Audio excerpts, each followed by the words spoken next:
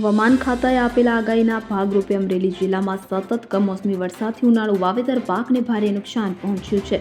ત્યારે મોટા લીલિયા તાલુકામાં ઉનાળુ વાવેતરમાં પાક નુકસાનીનું વળતર આપવા ખેડૂતો દ્વારા માંગ ઉઠવા પામી છે। મોટા લીલિયા તાલુકામાં છેલ્લા 3-4 દિવસથી ભારે પવન વીજળીના કડાકા ભડાકા સાથે કમોસમી વરસાદ પડ્યો છે, જેને લઈને ઠેર ઠેર ઉનાળે નદી નાળાઓમાં પૂર આવ્યા છે। એટલે કે કમોસમી વરસાદને કારણે ખેડૂતોએ કરેલું ઉનાળુ વાવેતરમાં પાકને ભારે નુકસાન થતાં જગતનો તાત મૂંઝવણમાં મુકાયો છે। ખેડૂતોએ ઉનાળુ વાવેતર તલ, મગ, બાજરી સહિત અલગ અલગ પાકોનું વાવેતર કર્યું, પરંતુ 3-4 દિવસથી સતત ભારે પવન અને ગાજવીજ સાથે કમોસમી વરસાદથી ઉનાળુ વાવેતરમાં સંપૂર્ણ પાક નિષ્ફળ જવાની ખેડૂતોની ભીતિ સેવાઈ રહી છે। ત્યારે ખેડૂતો દ્વારા આ નુકસાનીનું સરકાર વહેલી તકે પેકેજ જાહેર કરે તેવી માંગ ઉઠવા પામી છે। મારું નામ મનસુખભાઈ મોળજીભાઈ, ગામ મોટા કણકોટ।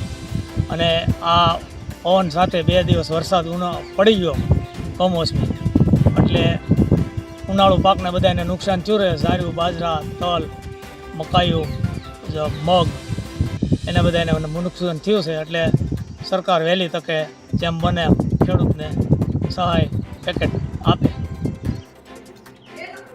મારું નામ રસિકભાઈ ઉકાભાઈ દુધાત। કમોસમી વરસાદ 2 દિવસથી પડ્યો છે। પવન સાથે આમાં ખેડૂતને નુકસાની છે।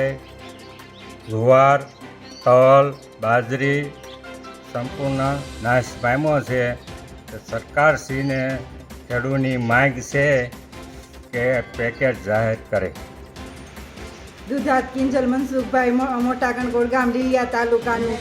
આ 2 દિવસના કમોસમી વરસાદ પવન સાથે ફૂંકાવાથી ઉનાળુ પાકને જે નુકસાન થયું છે, બાજરી, જુવાર, મગ અને તલ, આ 4 પાકને ખૂબ નુકસાન થવાથી સરકારશ્રીને વિનંતી છે કે આ પાકનું વળતર પેકેજ રૂપે મળે એવી ખેડૂતોની માગણી છે।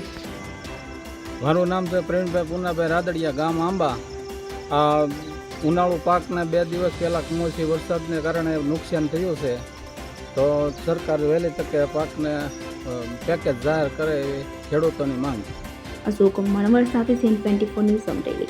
હવે જુઓ દેશ દુનિયાની તમામ ખબરો તમારી આંગળીના ટેરવે। ઉઠાવો મોબાઈલ અને ગૂગલ પ્લે સ્ટોર પરથી ડાઉનલોડ કરો અમારી CN24 ન્યૂઝ મોબાઈલ એપ।